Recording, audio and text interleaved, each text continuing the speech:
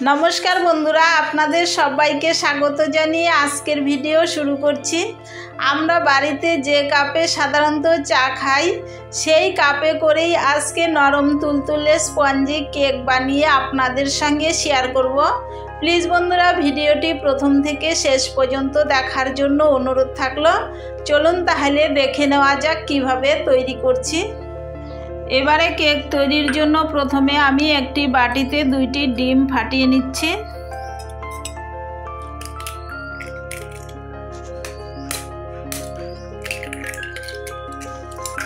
দুইটি ডিম ফাটিয়ে নিয়েছি। বন্ধুরা, আমি এখানে একটি মিক্সির জার নিয়ে নিয়েছি। এর মধ্যে দিয়ে দিচ্ছি ফাটিয়ে রাখা ডিম। এবারে দিয়ে দিচ্ছি 1 কাপ চিনি, 3 থেকে 4 চামচ পরিমাণ সাদা তেল, সামান্য একটু লবণ। বন্ধুরা, আজকে কেক তৈরির জন্য ব্যাটারটি কিন্তু আমি মিক্সির জারে পেস্ট করে নিব।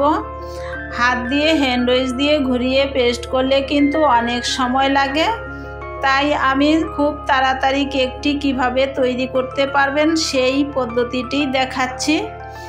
সবগুলোকে মিক্সির জারে ঘুরিয়ে পেস্ট করে নিব।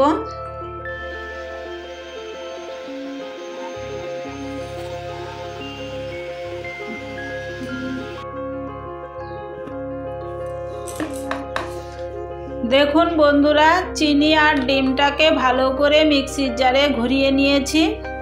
এবারে মিক্সির জারে দিয়ে দিচ্ছি 2 কাপ ময়দা। ময়দাটাকে আমি আগের থেকেই ভালো করে চেলে পরিষ্কার করে নিয়েছি। 2 কাপ ময়দা দিয়ে দিয়েছি। একই কাপ মেপে এবারে 1 কাপ সুজি দিয়ে দিচ্ছি। এবারে দিয়ে দিচ্ছি 1 কাপ দুধ। দুধটাকে আমি আগের থেকে ভালো করে জাল করে নিয়েছি। এবারে দিয়ে দিচ্ছি 1/2 চামচ বেকিং পাউডার। সবগুলোকে মিক্সির জারে ঘুরিয়ে পেস্ট করে নিব।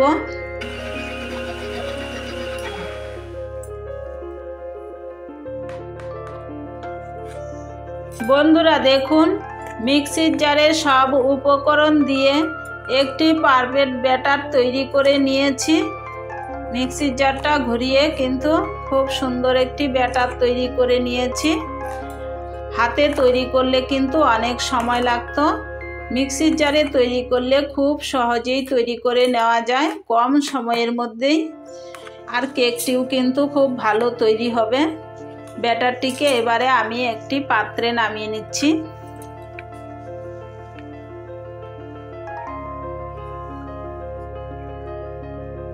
মিক্সির জার থেকে নামিয়ে নিয়েছি।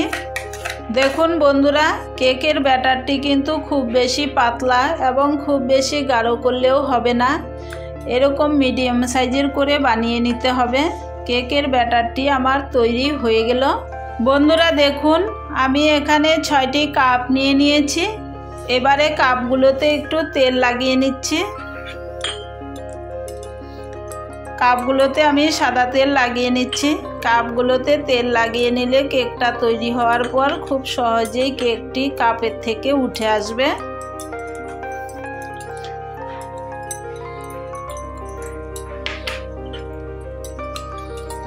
লাগিয়ে নিয়েছি। এবারে ব্যাটারটিকে একটি হাতার সাহায্যে কাপের মধ্যে দিয়ে দিচ্ছি।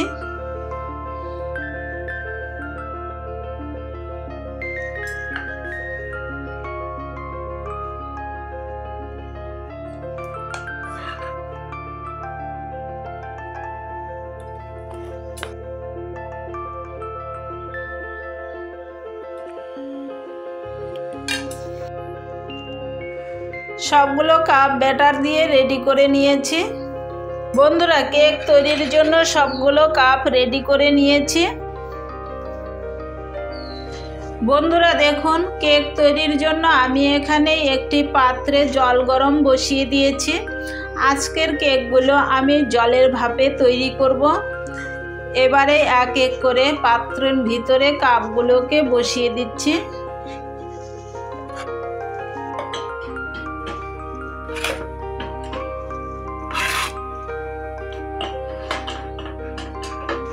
সবগুলো কাপ এক এক করে বসিয়ে দিয়েছি। এবারে একটি ঢাকনা দিয়ে ঢেকে দিচ্ছি।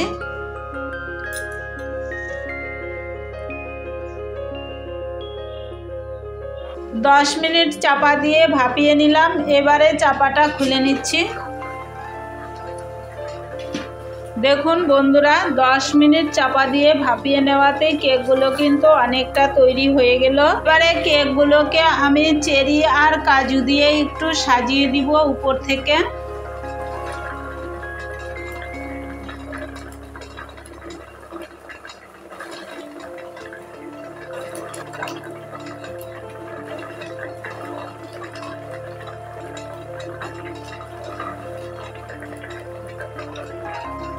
এবারে কেকগুলোকে আবারও 10 মিনিটের জন্য চাপা দিয়ে দিচ্ছি। 10 মিনিট হয়ে গেল। এবারে চাপাটা খুলে নিচ্ছি।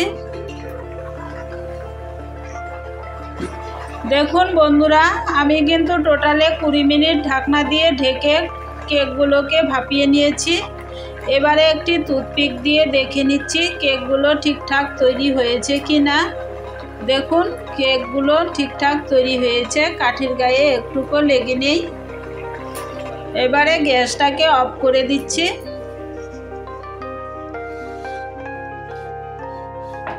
এবারে পাত্রটাকে নামিয়ে কিছুক্ষণ ঠান্ডা করে নিব। দেখুন বন্ধুরা, কেকগুলো ঠান্ডা হয়ে গেল। এবারে পাত্র থেকে নামিয়ে নিচ্ছি কাপগুলোকে। এক এক করে সবগুলো কাপকে নামিয়ে নিয়েছি।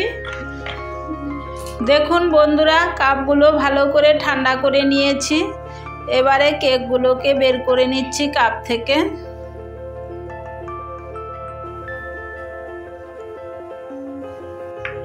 বন্ধুরা দেখুন কত সহজেই কাপ থেকে কেকগুলো, সবগুলো কেককে এইভাবে বের করে নিব।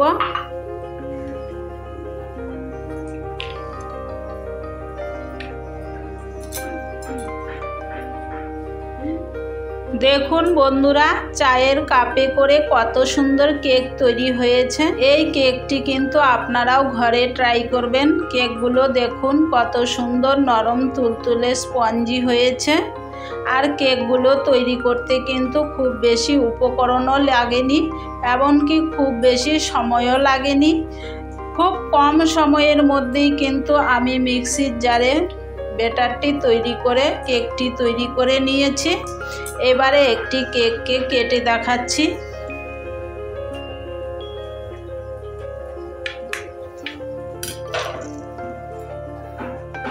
দেখুন কেকগুলো কত সুন্দর নরম তুলতুলে জালি জালি হয়েছে। এই কেকগুলো খেতে কিন্তু দারুণ টেস্টি হবে। বাচ্চাদের টিফিনে এই কেকটি দিয়ে দিলে বাচ্চারা কিন্তু খুব খুশি হয়ে খেয়ে নেবে।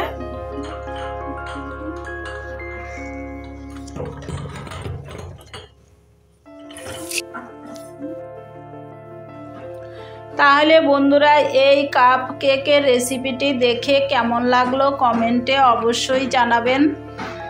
আর আমার ভিডিওটি দেখে ভালো লাগলে আমার চ্যানেলটিকে একটি লাইক, শেয়ার, কমেন্ট, সাবস্ক্রাইব করে রাখার জন্য অনুরোধ থাকলো। আজকের মতো এই পর্যন্তই। ভালো থাকবেন, সুস্থ থাকবেন। আবারও দেখা হবে নতুন কোনো রেসিপি নিয়ে। ধন্যবাদ।